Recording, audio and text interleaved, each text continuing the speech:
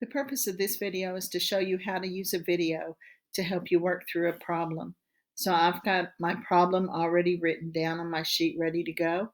I have my video queued up to the point where I need to start. And so now I'm just going to go through and show you how I would use the video to help me work the problem. 3. Our a is a coefficient of the x squared, and in this case is a positive 1. Our b is a coefficient of the x, and in this case is a negative 2. And our c is the constant, which in this case is a negative 3. Okay, so the first thing I know that I need to find out are my a, b, and c.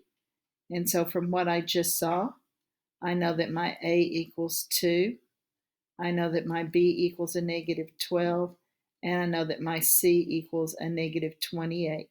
So now I start the video again to see what I need to do with those numbers.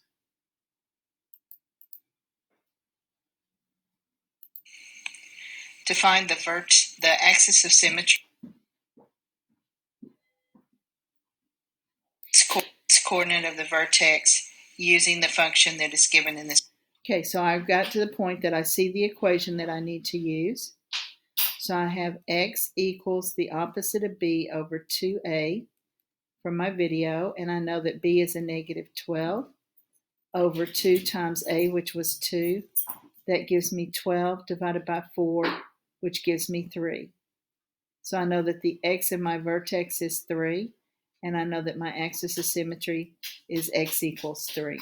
So I go back to my video to see how to find the rest of this problem. So we have the opposite of b.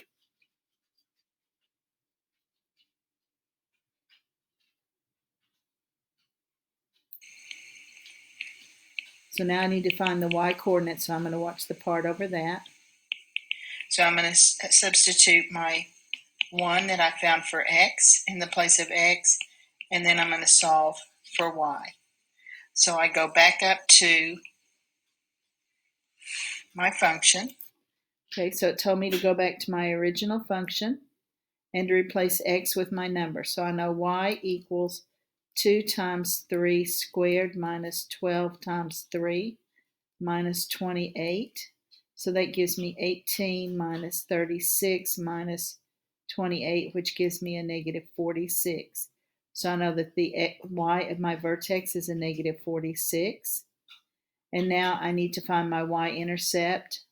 I already know that it's something 0, so I can put that down. So I go back to my video to find the y-intercept, which was y equals x.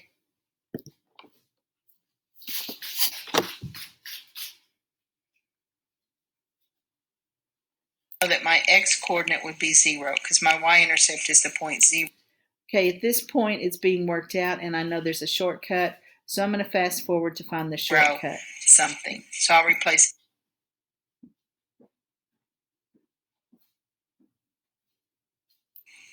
all of this calculation because my y-intercept turns out to be my c. So just remember that your y-intercept is your c, and it'll save you some work. So in summary, my axis of symmetry was the vertical. Okay, so it said my y-intercept is 0, c. I have above my c was a negative 28. So my y-intercept is a 0, negative 28. The only thing I haven't answered is if my vertex is a minimum or a maximum. Line x equals 1 by substituting in 1. This is a minimum because a was positive, which means my graph looked like. Okay, so it said my vertex is a minimum when a is positive. My a was equal to a positive 2, so that means my vertex is a minimum because I had a positive a. And that's how I would go through a video, pausing and fast forwarding to get to the parts I needed to find the answers for my problem.